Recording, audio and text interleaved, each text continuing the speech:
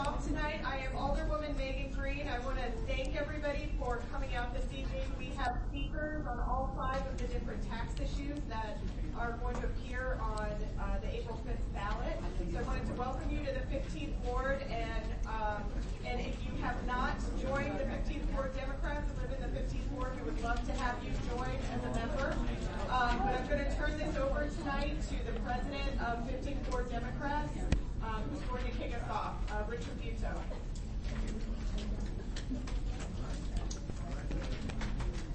Thank you, everyone, for my first number. I want to thank you. We have been doing candidate forums or fora and issue fora for years, and this is the most recent one right now. But the next one is right around the corner in May. We're going to do a couple of them because there are so many candidates on the ballot for our August primary. But first, the commercial. I want you to join the 15th Ward Democrats if you live in the 15th Ward. We talk about public policy issues all the time. We're Democrats, so we never agree, and yet we can disagree with respect, with affection, and with eventual recognition that everyone has the best interest of St. Louis at heart. So that's what I want out of the 15th Ward Democrats, and that's what we have in the 15th Ward, and we need more people who can join in that same spirit. If you are going to be Twittering, there is a hashtag April issues. Okay. There are sample ballots on the back table, and there are flyers about joining the 15th Ward Democrats. And I'll tell you how this will work tonight. I've asked local leaders to give 3 to 5 minute presentations on the different issues. The library has a very strict time limit here, so we are going to just stay right on it.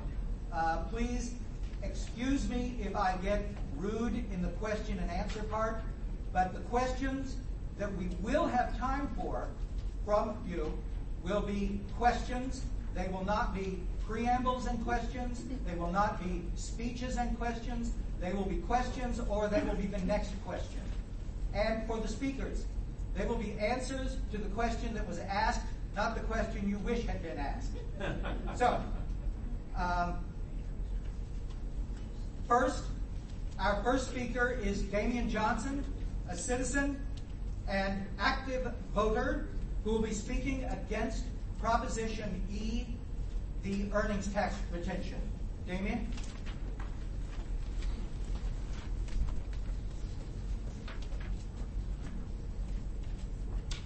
Hi, my name is Damian Johnson again, and I have voted for Proposition 5 years ago, but after 5 years and seeing how the corporations are being favored, all the keys, the cortex, and after seeing how we're not going to have a vote to push forward for the stadium bill, even though the Rams are leaving, we're not going to have that vote.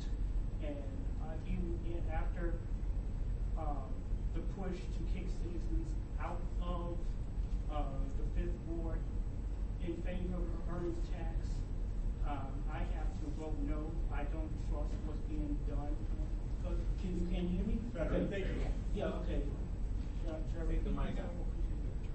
Okay, I don't trust how the earnings tax and how things are being done, so I cannot renew the earnings tax again. Thank you, Damian. After we have the pro side, we'll have questions. Okay. Now we're pleased to welcome Mayor Slade to speak in favor of retention of the earnings tax. And the microphone is such that it should be very close to your mouth. Thank you, everyone. First, I want to thank all of you for coming out and paying attention to issues here in the 15th Ward. There really is, it really makes me feel good when I see active involvement by citizens. But because I have a short time period, I want to get right into what I'm here to talk about. And I'm here to ask you to vote yes on Proposition E. And let me tell you why. This earnings tax has been in place since 1959. It generates about 1/3 of our general operating budget. $164 million is what we anticipate it's going to generate this year. And it also, which is 1/3 of our general operating budget, which is $492 million. This money that we use is used for police, fire, used for the building division, used for our prison system, for our courts, for our judges, for the prosecutor's office, the streets, the traffic, the parks, and all the other things, recreation center. It pays for a lot of stuff. Okay, if we lose this, it would be devastating for the city of St. Louis. And although it's going to be phased out over a period of 10 years, if it were to lose, if this proposition lost, that would be a very, very bad thing for the city. I can tell you, as mayor, we've worked hard to streamline city government. I have half as many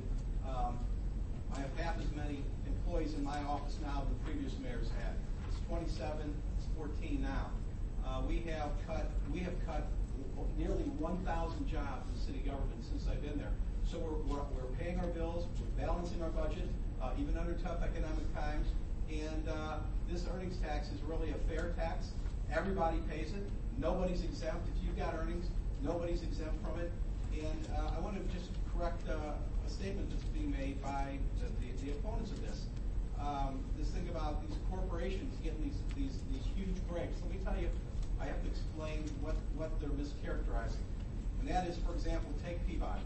Peabody is a company, and there's some law firms that were in there as well. They want to stay in the city of St. Louis.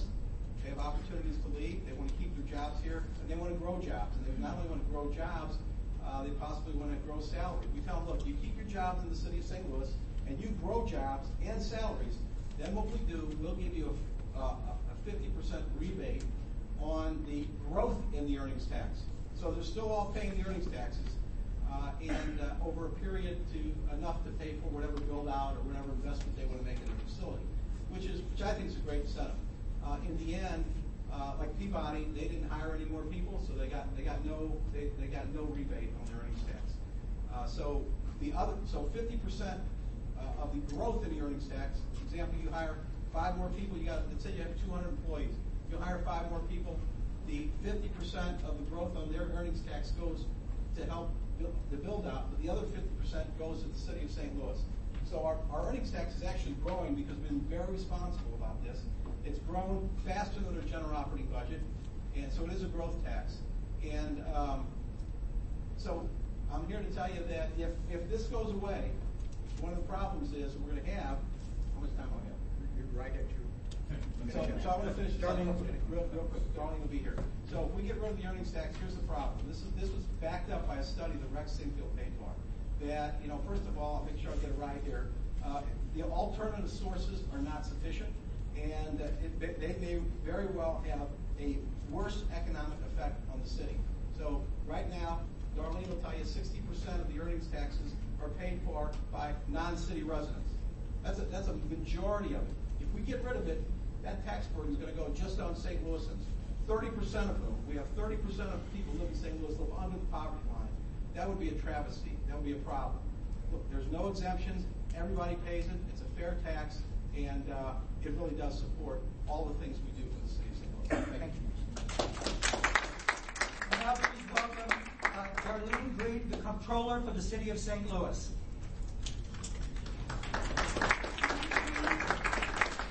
I just want to ditto the things you just heard from the mayor about Prop E, the earnings tax. I want to encourage you to vote yes on the earnings tax. Is there anybody here that has a problem with what I'm saying? Okay, great. And that's wonderful to hear because we're smart voters in the city of St. Louis. We're smart citizens. We understand that this is a fair tax.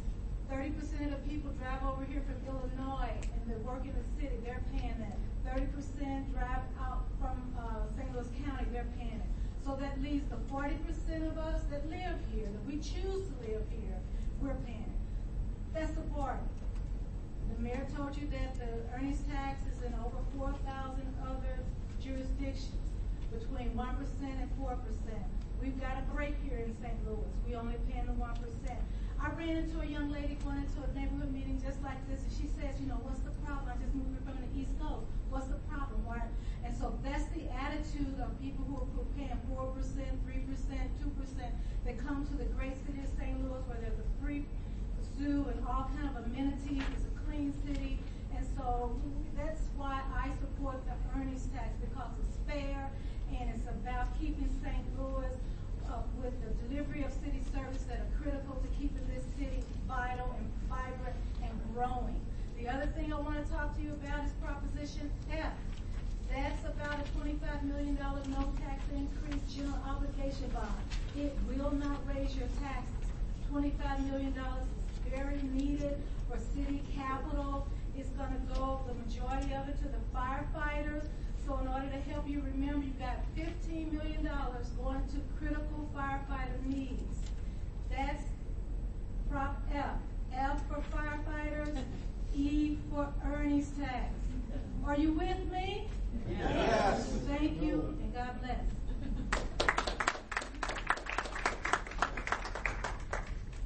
Because some of our speakers have to leave immediately after they speak, I will ask if there are questions for any of these presenters right now. Can we have them now? Just please stand up. Yes, sir, but please remember, just ask your question if you like.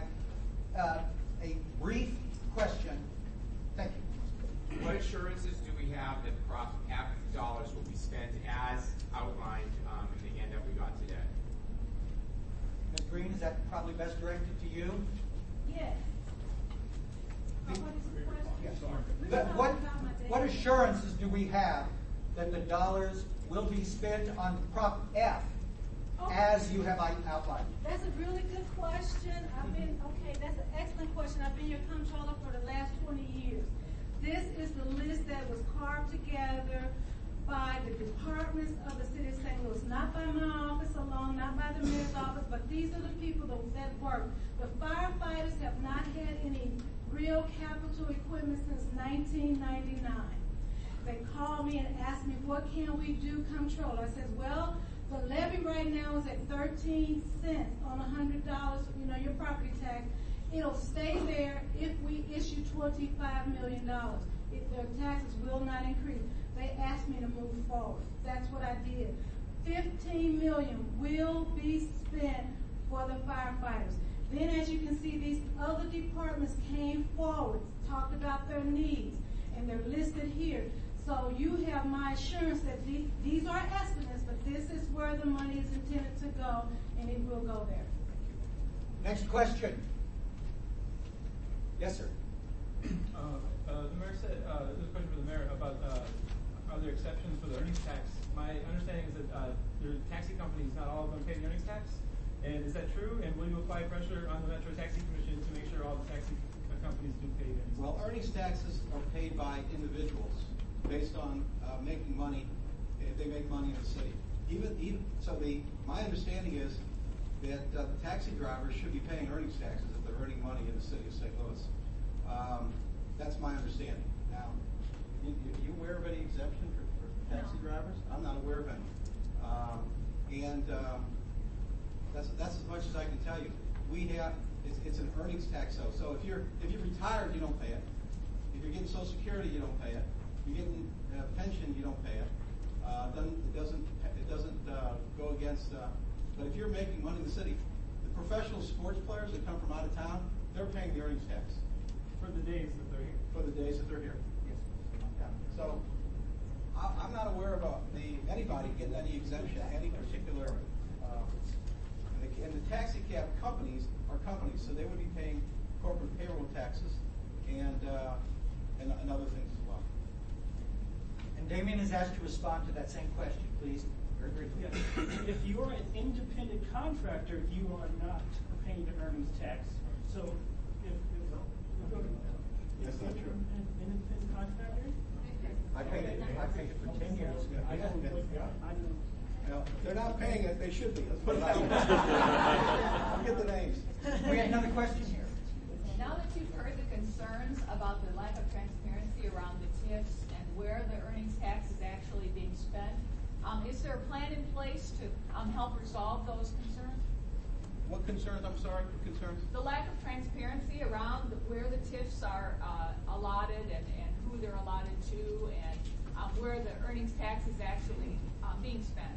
Yeah, well, the earnings tax is being spent is part of public record. We have a budget that comes out every year. We have public hearings. We have debate at the Board of Aldermen. So where we spend it is transparent and it's there. And as far as tax increment financing, these are again these are done by public entities. That's something that when all these things are open to the public, we are not shying away from this. I think there are like 6 companies now that have there are about 6 companies where we will give them a 50% rebate on their earnings tax, on the growth of their earnings tax. Only 5 of them have been able to take advantage of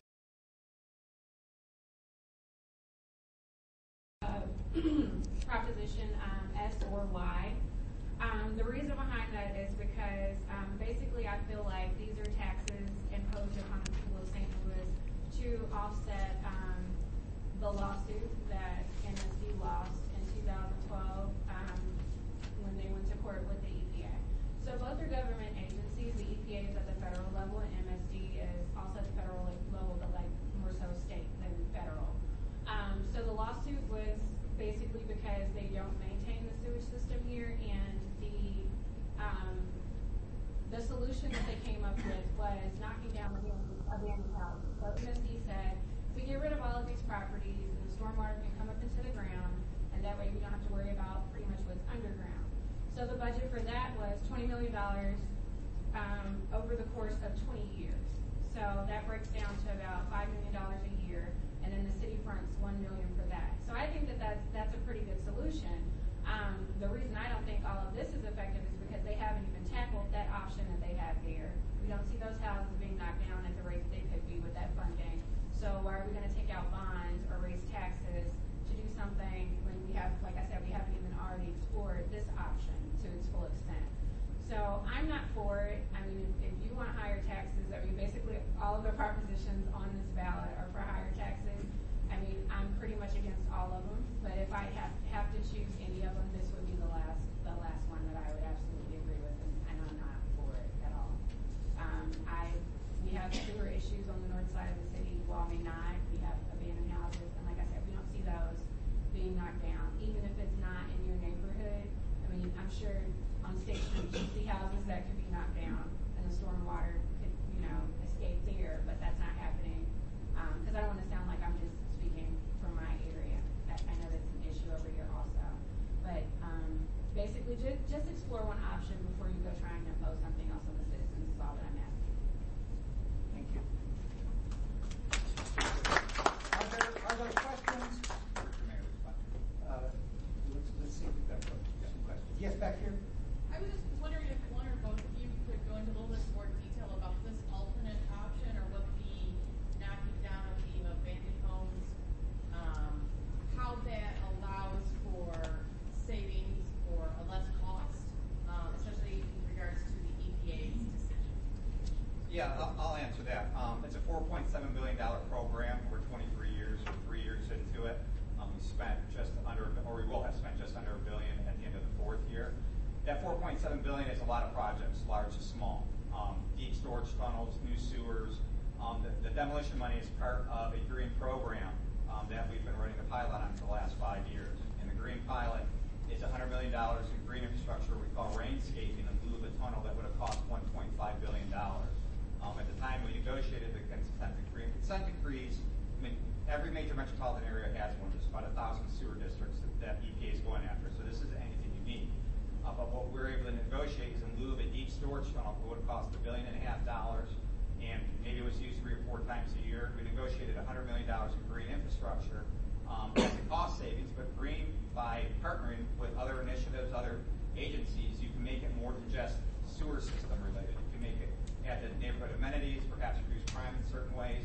In the demolition, what we found is that by demolishing homes, we found that the delivery, the return on the dollar was very, very good. So as part of a proposal to EPA for how we tend to go forward, we propose to do $13.5 million in demolitions. We're not talking about homes that can be rehab. These are homes that are derelict. And we're going to work with the city in conjunction with that. The green program as a whole was meant to be a cost savings.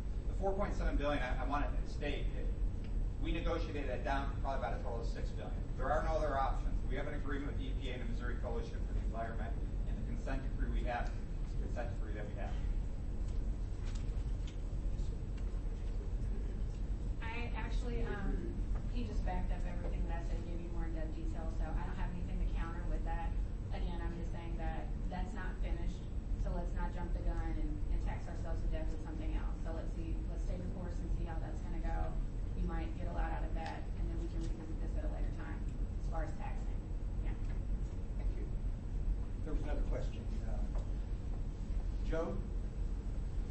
It's my understanding, at least in the house I live in around, that my rainwater in my gutters goes in the same pipe, and we pay the same amount of cents per gallon to treat that as we treat our other waste. The question is, why are we worrying about increasing capacity when we're not addressing? We could decrease storm capacity by looking at having gutters not be in the rain system. Maybe we don't need a bigger pipe for $1 billion. Yeah, well, the greenscaping was one way of doing that. But the fact of the matter here is, here in the city and in Near County, we have what's called a combined sewer system. That is, rainwater and stormwater goes into the same sewer pipe. The sewer system was first built starting in the 19th century. And here in the city, in Near County, downspouts go into the ground and connect to your home's lateral line. For those of you unaware, your lateral line connects your home's plumbing to the public sewer system. The way the city was designed, and think about the houses being very close and all that green space being eliminated, the way the city was designed and the sewer system was designed, it was designed to handle rainwater and stormwater through the same sewer pipe. To disconnect all the homes would require, let me back up, we did a study, and to disconnect and separate that system, it would cost all total $20 billion, and we'd have to tear up each and every street in the city and Near County. So it's cost prohibitive in that respect. Another question on the sewer. Yeah. I just wanted real quick, first of all, I don't really like the demonized taxes because I see them as a safety Yeah, net. that's your question. But I'm going to say, so you didn't tell us though how much more it would cost us. You said it would be more if we did support this. Which one's Proposition Y or Proposition S? Either or both. So I did say actually, on this sheet here has a rate schedule that would take place if Proposition Y was passed, and on the right if Proposition wasn't passed. This work is going to happen no matter what. At this point, it's not a question if the work's going to happen, it's going to be how we pay for it. On stormwater, Proposition S. I think I'm talking about it. Okay. If Proposition S is approved, what you pay as a City of St. Louis taxpayer would increase by, on average, 72 cents. 72 cents. That's what it would increase for you. Jack. It's not going to sound like a question, but I disconnect pipes from the roof that go to the lateral and all that. I know. So the water then goes on the sidewalk, runs down the yard to the street curb, goes down the street to the sewer. Then the sewer at the end of the block, does it then connect back to the lateral so you're not saving any water from being treated? If you did disconnections, that's what would happen, and that's part of the reason why they're not allowed to get into city code issues. But in some instances, it is the best solution for, say, chronic basement backups. Right. But in those cases, we have to verify that downstream, down the street where that water is going to the system, that the system can first handle it. So, clearly, and those things can happen, but there's a lot of thought that needs to go into it before we can approve something like that. Yes. I was wondering why MSD opted for a flat property tax as opposed to free floating out the impervious surface. Impervious fee, great question. You may recall in 2008, we put in place an impervious fee and replaced these taxes, and that's actually what we would desire. And our rate commission, if you would, actually found that an impervious fee is fairer than taxes, which they determined are fair, but not as fair as an impervious fee. We were defeated in the courts over the implementation of that impervious fee. And there's a legal question that is outstanding as to how that impervious fee would apply to nonprofits who have a lot of impervious area, create a lot of stormwater problems. And even though it's a fee, if it's voted on, does that in effect make it a tax and exempt those nonprofits? From a legal perspective, that has not been clarified. And we felt that the worst thing to do would be to go back, bring to voters something that, if they approved it, we could end up back in court and have two defeats. And so this was, if you would, to use a football analogy, a ground game versus a passing game, something a little bit less aggressive, so we can at least fix the foundation. But our intent in the future and what our rate commission instructed us to do in the future is take a look at that impervious fee and get the legal question cleared up. So we are big supporters of an impervious fee. We're just not in a position to implement that right now. Any other questions? Yes. Yeah. Go ahead, Miss. Will these propositions be present in all municipalities that MSD serves, and how many of those municipalities would have to pass it for it to actually take effect? We are equal opportunity. We don't respect municipal boundaries. We operate on a watershed basis. So all our customers, this will be presented to all of our customers. We serve all the city and 80% of St. Louis County. It's a simple 50% plus one majority of our population combined. That's approval for vote. Damien? Will the federal government pay for it, and have you asked them? Yes, we have asked them. As you can imagine, in Washington, D.C. right now, there's absolute gridlock. A lot of the funding that we relied upon in the 70s and 80s disappeared with the Reagan administration. What we have available, and I do want to be completely transparent, what we do have available for us is the state does provide some low-cost financing for the entire state of Missouri, but our needs are so large that we can take all that up and then some. So there is a little bit of assistance, but 99.99% of this is going to be paid for by local ratepayers, and I think it's realistic to say we can't expect federal or state assistance in the future. Rachel. So my question is actually in response to her question and his answer. So the young lady, I just want to make sure I'm understanding how you asked. You asked, would this affect all municipalities? And then he said, it's kind of fluid, it's across the board, but this is on our ballot. So what if it passes here, but not in the county or somewhere else? Are we then paying for the fluid nature of the services and how they're executed? Because then it might not, say it dies in a municipality, but it passes here, then we're paying for something that everyone else gets to enjoy along with us, right? I just want to, Sure. It's simply the total vote. We don't look at it based on municipality. We look at it on all of our customers. We serve 1.3 million customers. The folks that come and vote on April 5th, it's going to be 50% plus one creates passage for either or. It's not dependent on the city or any other municipal boundary. Yes. I just wanted to ask Rachel, so I think I understand your reasoning for being against Proposition X, but I wonder with Proposition Y, if we don't increase taxes and these rates are going to go up anyway, it seems that it's more regressive for people on fixed incomes and such as that, or at least it is initially, for those rates to double so quickly, and what's your thoughts about that? Okay, so I initially was for Proposition Y, but once he got to talking, bonds basically accrue interest. So then the question is, how do we pay back? So we'll pretty much be back in the tax boat if we pay in the bonds. So it's kind of like, I would like to agree with Proposition Y as much as I would, but gaining interest debt is not something I'm a fan of either. I mean, if that weren't the case, if we could pay for the bonds without that interest or offset it some kind of way, I'd be all for it. But I'm still seeing us paying for something and not knowing whether or not it's actually going to be a positive thing. Yeah, and actually, I mean, in support of the position, that is the rub that comes with a no vote. We do have a rate commission that vets all these proposals. A rate commission is meant to represent the public in our rate setting process. It's made up of 15 organizations representing the community. And these conversations have come up and they have been had, but this is what the rate commission recommended.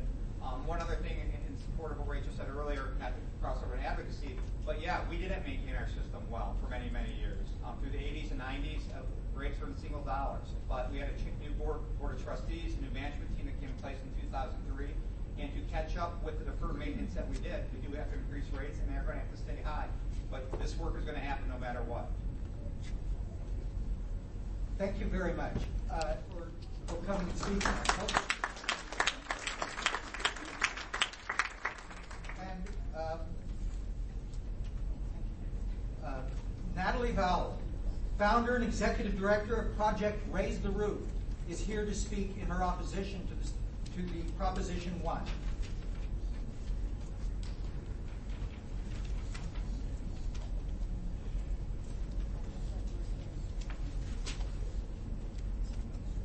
My name is Natalie Vowell. I actually ran for school board, so you might be surprised that I'm against this. I came within 3% of winning a seat on the St. Louis Electric School Board last year. I'm currently the executive director of Project Raise the Roof, an organization I founded in 2013 to prevent people from losing their homes to St. Louis City tax auctions. If you're not familiar with those, we'll go into more detail and you can ask questions. touted as a real estate tax increase for the children, but it was proposed by the Special Administrative Board without consulting elected school board members, and the ballot language was submitted to the Board of Elections without any input from them. So I could go on and on about how out of touch, out of control, irresponsible, and unaccountable the Special Administrative Board is. They're an unchecked power structure that wishes to use our tax money at their own discretion with zero budgetary transparency to re-implement the very same programs they cut to begin with when they took over in 2007. So the 2013 audit of the Special Administrative Board revealed numerous instances of egregious misuse of or misreporting of funds, both, and I would like to actually talk about the real impact of Proposition 1 on real St. Louis citizens. It is an across-the-board real estate tax increase, and it will backfire. Each year, dozens of families face losing fully paid-off, long-time family homes to unaffordable property taxes. Once a property owner falls 3 years behind, or roughly about $1,000, Missouri State Statute 92 allows the city to auction that person's house off for the starting bid of delinquent taxes. More often than not, Northside properties receive 0 bids, and the home becomes the property of the LRA. Last year alone, 24 occupied properties went to the LRA. That means 24 families lost the homes that were fully paid off because of a tax increase long ago. They've just been falling further and further behind on. The majority of the victims of this ruthless revenue extraction machine are one of the following: poor, African Americans, or Northside residents. Oftentimes they are disabled, they are senior citizens, or they are veterans. Once these homes become LRA property, they are removed from the tax roll, meaning we're not getting any revenue from them. Instead, they become a net loss of city revenue. And we pay for the management of the LRA properties. It's turned over to Eagle Realty, which is a company owned by everyone's favorite TIP recipient, Paul McKee. So instead of making real estate taxes affordable, the standard protocol is to evict the house's occupants and board them up, and then the LRA rarely sells them. So they're rarely put back on the tax roll. We're creating uncollectible debt, displacing homeowners, and making a fresh sea of board-ups every single year. So PRTR clients already face losing their homes over amounts like $15 to $20. We have saved several people's homes for such tiny amounts. Collector of revenue, they can't enter a payment agreement or whatever. And I've been told by Alderwoman Megan Green and the SAB is actually considering a low-income exemption. However, I can't find that anywhere. Former SLPS alternative education employee Ron Brunson has said the same thing, as have many others. They have said that the SAB has claimed the property tax increase will exempt low-income homeowners and low-value properties valued at less than $35,000. However, the ballot language does not mention this exemption, and no one has been able to prove it with any legislative documents or written statements. So, let's see, without definitive proof of that actually being an exemption and that actually going into effect, I would be remiss in my duty as executive director and representing my clients to support Proposition 1 and not speak out in opposition. As a matter of fact, the only place I have seen anything referring to low-income exemptions, senior citizens, or the exact number $35,000 in writing was in a post on my own website from January 27th. I called for exemption for low and fixed-income property owners based on the financial status of my own clients at PRTR. $35,000 is the number I pulled out of thin air based on the average property values I deal with. And when questioned directly on the matter by SAB meeting attendees, Chairman Sullivan gave no indication there would be any exemptions at all for the increase. You see, we as progressives too often get caught up with big-picture ideals and fail to recognize real-world implications. We talk about educational and economic opportunities, yet the ones footing the bills for these so-called opportunities are the people who need them most and are least able to afford them. We would like to think that more education is the key to economic opportunity, but let's think of it this way. Tyler and Madison are two South City white kids from a working-class family. DeAndre and Latasha are two North City black kids from a low-income family. Tyler and Madison's grandmother may be able to afford the increased property taxes on her Shaw neighborhood home, because so many decades ago, she was able to plan for retirement. Maybe she had a good job. She was able to buy a good home in a good neighborhood.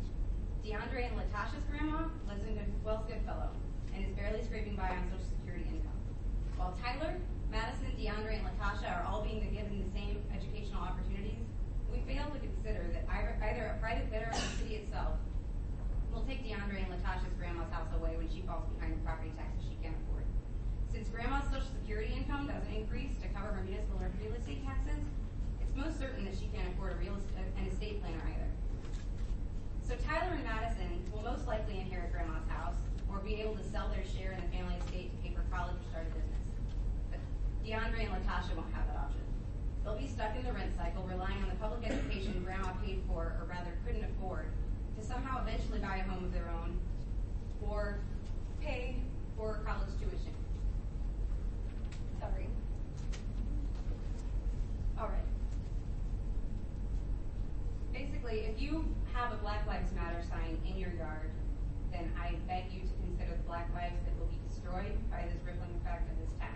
It may only be 24 families per year, but that generates cyclical poverty and perpetuates systemic racism for generations to come.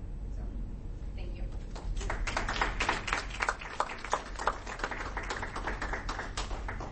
Now we have Isaac Pollock, Associate Superintendent of the St. Louis Public Schools.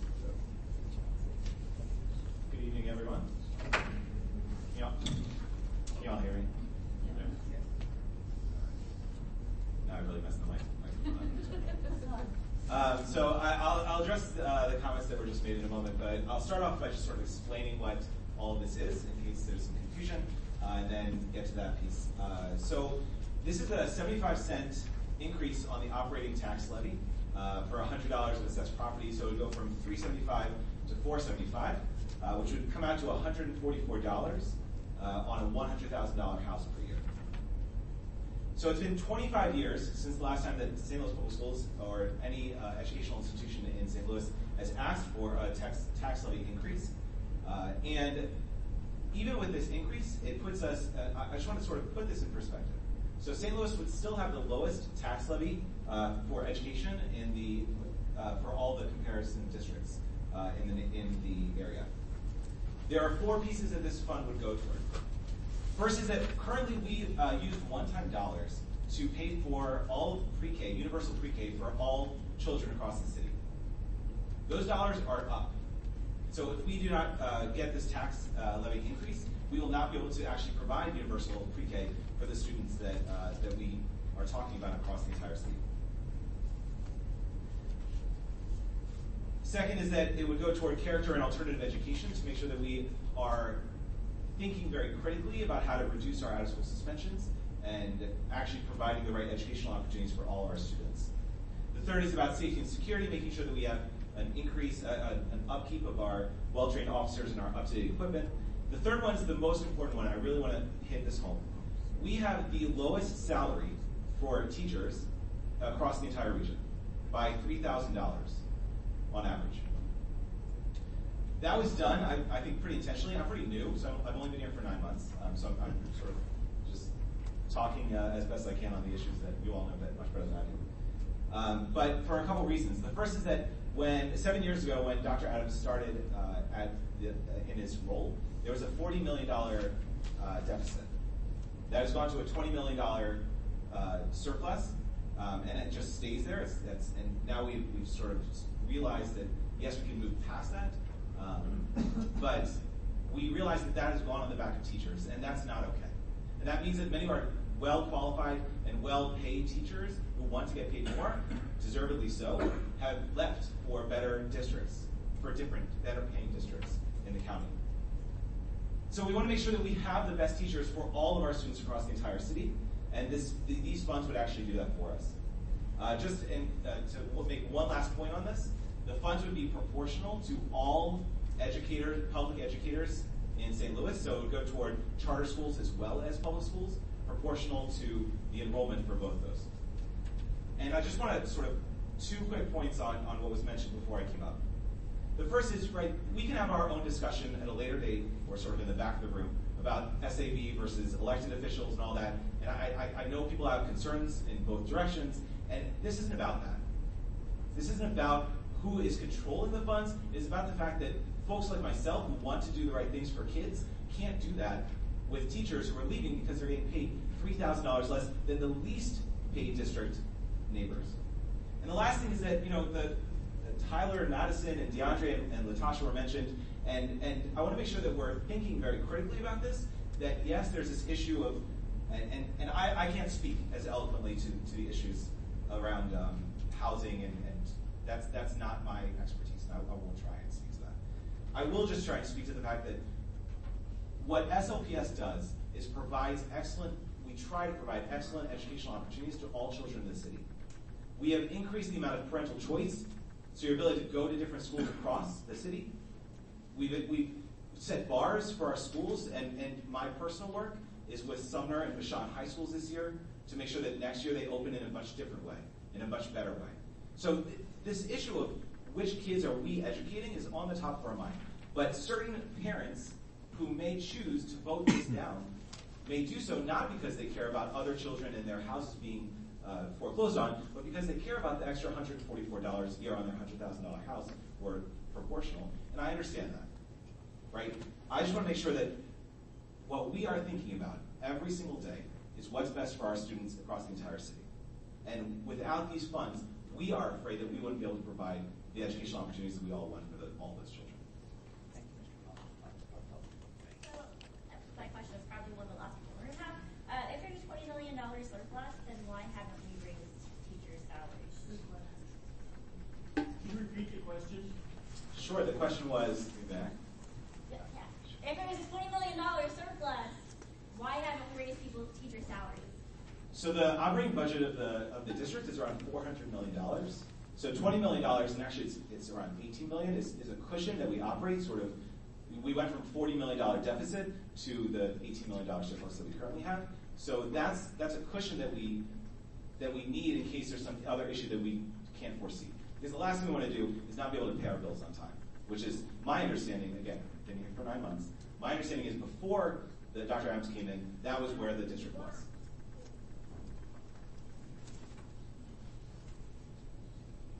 Yeah, I do agree that we need to increase teacher salaries, and I think there are several other ways we can do that besides an across-the-board property tax increase, such as a municipal bond issue, which would actually be, it would hold people accountable for where the funds go and where things are spent, and who ends up getting a new car, for instance. That was found in the audit. So you have a good question about where is that money going and why aren't we increasing teacher salaries with it. Yes. Could you say more about what the safety and security expenditures? Because the other three sound really good, and then there's this one that you sort of skipped over a little bit and didn't give us those details. Can you also say how much of this money is budgeted for each of those four different things? Because that has me concerned as we've heard the word transparency a couple of times tonight. No, so I'll speak to the first question first. So for safety and security, this is sort of just to make sure that we have enough safety officers, so to maintain the current level of safety officers we have. And second is we have a lot of metal detectors in a lot of our buildings that have not been updated, and a lot of other security features, grates on sort of windows and others in our buildings that we just want to make sure are maintained. That's my current understanding of what that means. In terms of proportion, I actually don't know the answer to that. So my role is around innovation and turnaround in charters, so very specific, and I don't know the answer to that. I'm sorry. Could I ask, please? The 15th Ward Democrats, our hosting organization tonight, has a website and a Facebook page. If you could find the answer to that and allow us to post it tomorrow. I will try, yeah. Thank you. Sure. Did you have a Ben? Ben Murray. The flyer from the school board folks talks about the circuit breaker program for seniors and the disabled. And I just wonder, Natalie, I guess you're probably the one, but does this go far enough to address the kinds of concerns you were bringing up, or so how does that fit together? This is actually the first time I've seen a flyer. I've been looking for this information with the Secretary of State, the Board of Elections, and the League of Women Voters for quite a while. No, I don't think it goes far enough to address it, because once you lose your house, let's say you're 3 years behind, and you're already behind taxes are already too high for you or your particular neighborhood. Once you lose it, it's almost impossible to get back. I'm in the middle of a case right now trying to get a gentleman's home back. He's a Vietnam veteran. He has one daughter. He never planned to have kids. He's living there now, and his house became property of the LRA. Went to auction, received 0 bids. The LRA owns it, and they're kicking him out. He's gotten the eviction letter from Eagle Realty. So in that case, that would not help somebody like him. And it doesn't do much for his daughter either, because she's in an unstable situation right now, not knowing where she's going to live, bouncing from mom to dad. So I don't think it goes far enough. Is there another question? Yes, over here, please. Are there other districts or areas around St. Louis that do income-based real estate taxes for schools? Like, are there other models that people can look to, or like? Could we hear that question? Are there other school districts that have a model that takes into account income-based taxing? Not that I'm aware of. However, there are not other cities who take away your house for being 3 years behind. We're one of 4 cities in the United States that are actually so ruthless when you get behind on your taxes. So the stakes are much higher in St. Louis in particular. So I don't think that it is really as relevant for other cities to have to implement something like that, because Missouri State Statute 92 is actually a state-level statute that allows the LRA and the Sheriff's Department to auction off your house for the opening bid of your delinquent taxes after 3 years. So I don't think it's as relevant for other cities, but St. Louis definitely needs that safety net, or we need to get rid of Missouri State Statute 92. Yes. Is there a reason why the municipal tax, though, would be less palatable for voters as opposed to the increase on property tax? If that's the way we were to give teachers a raise, is it so much less palatable? You mentioned maybe a municipal tax. A municipal bond? Yeah. Is that so much less palatable that that's why we shouldn't consider that? Or? Question? What is the municipal bond option that Natalie suggested less palatable for some particular reason than this Proposition 1? I would say it's less palatable to the Special Administrative Board because they would not have just full discretion over the funding. They would be accountable to the voters, and they slipped this through at the last minute without notifying the Board of Election or the Board of Education. So I was specifically talking about the voters, though. Oh, I don't think it would really make too much difference unless you really know the nuances. If you just want more money for public schools, there's better ways to do it. We need to look past the sparkly packaging and find a better product. I think the best thing is which one is more likely to pass. I don't think, I don't know. I'm not a polling expert, but That's fair. So I will just say, so I'm not a polling expert, nor am I actually a bond expert, but I will say that I have spoken on this issue across the city, and we are not hearing opposition on the north side. I'll just put that out there. Yeah. I'm curious for Natalie, if you propose a bond to do something like fund teacher salaries, bonds are time limited. So if you're going to rely on a bond to increase the operating expenses of the school district, when that bond runs out, you're going to have, how will you then pay for the increased operating expenses that you seem to support to the school district with a one-time funding mechanism? I was using a bond as an example. I'm not sure that's actually the right way to go either, but I do know that the impact of this will be far-reaching and over multiple generations. So, Rachel. I have a question. So the gentleman made a comment that they're not receiving resistance for this proposition on the north side of the city. Like, have you all conducted a survey? Like, how can you support your statement? Because my word is against it. How can the school board or administrative board support the statement they are not receiving opposition on the north side of the city? And yes, I think I made an overgeneralization there. I think we're hosting the same kind of, this is actually my first time in a sort of debate format, which is interesting, but we've held sessions like this across the entire city. I don't know if you've had one in your... They do it by ward. They don't do like here where you put it open. Yeah.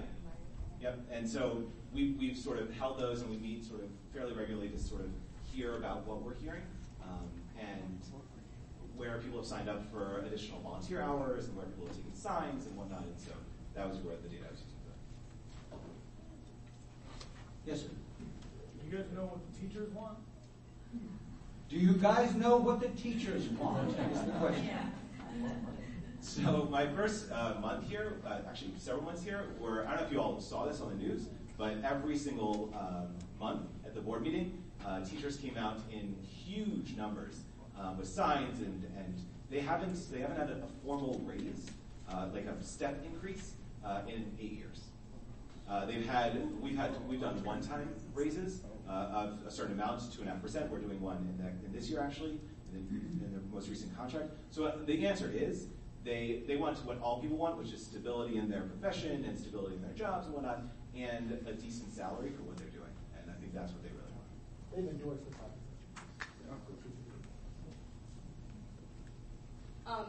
The teachers I've spoken to are actually against this proposition because of the social implications, far-reaching. The alternative education employee that I mentioned from SLPS, he lost his job when the SAP took over. They started spending money on ridiculous things, took away his salary. They cut that program entirely. They left it to tax. Maybe we would not be in this situation right now. So I do think the teachers probably want better salaries. Yeah, who doesn't?